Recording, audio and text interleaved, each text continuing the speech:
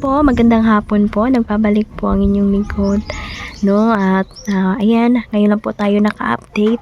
Marami tayong katanungan ni Peter. So ayan, no, medyo alanganin tayo mag-explore kasi po sobrang lakas ng ulan dito.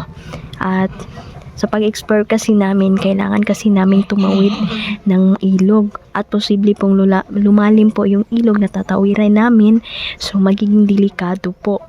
So hintay-hintay lang po kami, no, na tumila yung ulan, lalong-lalo na po ngayon na uso po yung sakit ngayon, no.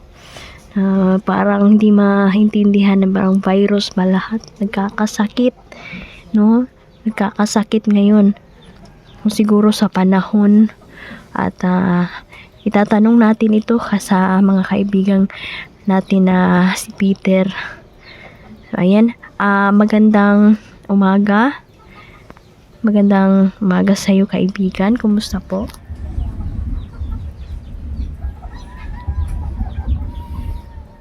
Opo.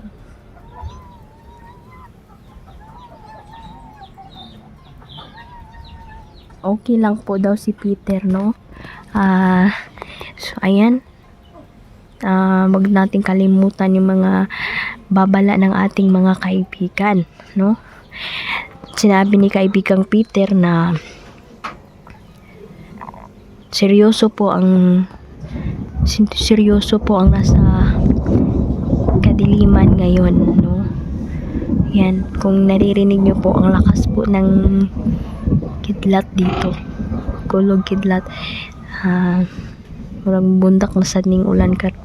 So yan, mga babala ni Peter, no, na iba po ang panahon natin ngayon, hindi na po maintindihan, no. Marami pong nakita ang ating mga kaibigan, no, na hindi ito panakot kundi kasi nakikita po nila ito sa hinaharap, no. At kaya binibigyan po tayo ng mga paalala po, mga babala po. Nasa sa atin naman po yan, no? Dahil sila lang po ay gusto po talagang tumulong sa atin. Na mag-ingat tayo, lalong-lalo na po sa panahon ngayon na wala pa pong halalan, ngunit magulong-magulo na talaga, no? At sabi ni Peter na posible po na magkakainitan ang mga tao at mauuwi po ito sa barilan, no? Dahil po sa politika.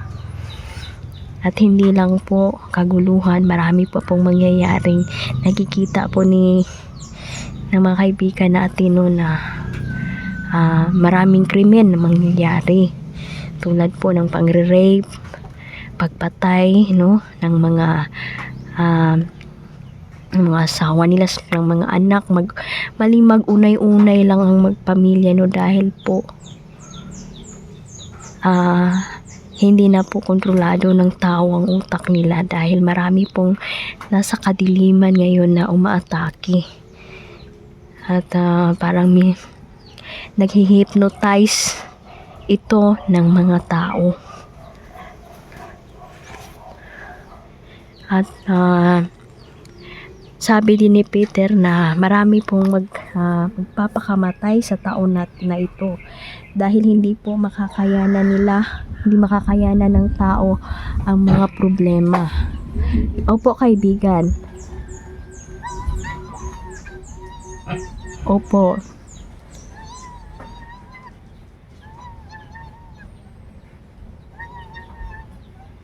So ayan, no, nakakalungkot. Yan po ang nakikita ng ating mga kaibigan. Hindi lang po mga mangkukulam ngayon ang gumagrabe na, kundi aatake din po yung mga aswang. Nababalitaan nyo po na kahit araw, gabi, walang piling oras po, aatake po sila dahil uhaw na po sila sa dugo. Uhaw sila sa tao.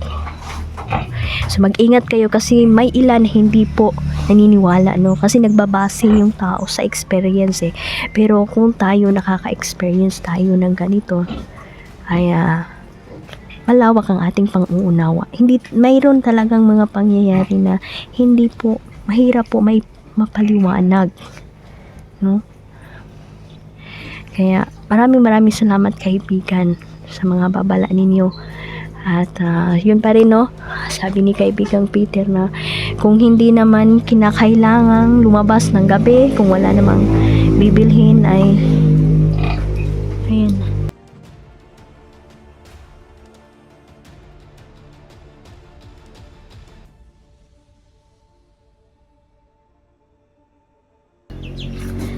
So ayan, mag-ingat po tayo, no. Mag-ingat po tayo palagi, no. Wala pong mawawala kung tayo iwas, no. Iwas tayo sa mga taong mga may maiitim na budhi.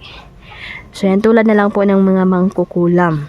Yan, sasagutin natin yung mga katanungan kasi may nababasa po tayo. Kasi sabi niya na yung PM sa atin na meron siyang kinulam po siya, no. Kinulam po siya, pagkatapos po ay nagpagamot po siya at doon po ay gumaling naman. So sabi niya sa akin, posible ba na kukulamin siya ulit? Kasi magaling na siya eh. So itong sagot, no, posible po. Lalong-lalo na po kung makikita ka ng mangkukulam na magaling ka na at babalikan ka talaga niya. Dahil gusto niya, yung goal kasi niya, iwasakin ka, patayin ka. Kaya kung maaari ay iwas muna at palakasan po ninyo ang inyong paniniwala, no? Dahil ayang mangkukulam na yan, makakahanap din yan ng katapat. Pray lang po tayo, no? Hindi talaga yan maiiwasan, lalong-lalo na marami pong mga naiinggit sa atin, no? Yan yung yan yung mahirap kasi yung mga tao talagang nasa ugali na talaga na may mga mainggitin sa kapwa, kaya po nagagawa po nila na mangkulam ng tao. Dahil po yan sa inggit, no? Itong paparating na big one, hindi po itong mapipigilan. Darating at darating po ito at ihanda po natin ang ating mga sarili na maiwas tayo sa mga kalamidad na paparating. Kung meron man, wag sana safety tayo. Yun yung una natin talagang pagdasal, no, na pamilya natin, no, maging safety tayong lahat. Dahil marami pong nag-aalala dahil napakalakas po ng kalamidad na ito. At palagi po akong nananaginip, no, mga masasamang panaginip, pero marami din naman po na may mga good news naman po, no. So ngayon ang masasabi ko lang po ay maging matatag tayo dahil marami pa pong mangyayari. Marami pa pong tayong mahaharap po tayo sa mga critical na sitwasyon. Lalong-lalo na po na nalalapit na po ang halalan. Marami po tayong mapabalitaan na hindi ka nais-nais na mga nakakalungkot mga pangyayari dahil may ilang tao, may ilang grupo na tulad na sinasabi ni Peter na gustong atakihin, na gustong umatake, no? Hindi ko lang ito sasabihin dahil ito lang po ay babala ng ating mga kaibigan, no? Kaya kailangan po nating umiwas-iwas, no? At mananatili na lang po tayo sa ating mga bahay-bahay dahil marami pa ring maaligid, no? Tulad na lang dito, may katok, no? Kumakatok na naman sa pinto tuwing hating gabi.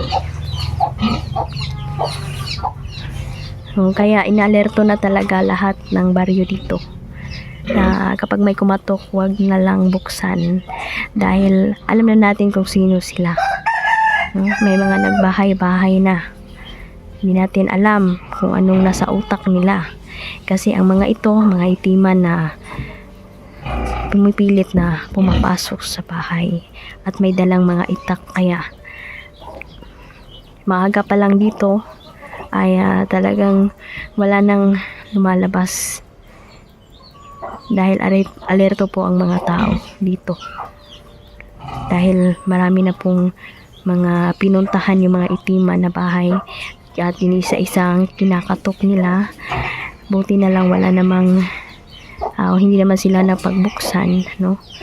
Dahil pakay nila ay pagpapatayin ang mga tao dito. So, mag-ingat kayo.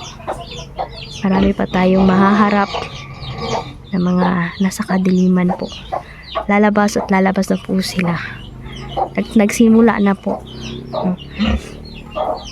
At maraming mga krimen na mangyayari, no? Tulad ng pagmamasakir, no? Nabanggit ko na to sa yung explorasyon ko. Nag-usap kami na aking mga kaibigan na meron talagang ganitong mga pangyayari, lalo na sa pag-rape ng mga bata, yung mga bata. Yan yung mga tutulungan natin, yung konsensyahin yung mga taong kriminal, yung mga walang awang puso na nagtatago pa rin ngayon na gumagawa ng krimen. Yan yung gusto tayong tulungan ng ating mga kaibigan, no? Napakonsensyahin ang taong yun at kung saan na silang susuko sa batas. Salamat kaibigan. So ayan, mag-update po tayo mamaya, no, dahil mayroon pa tayong mga katanungan. Maraming salamat po. Shoutout po sa inyong lahat. Ingat.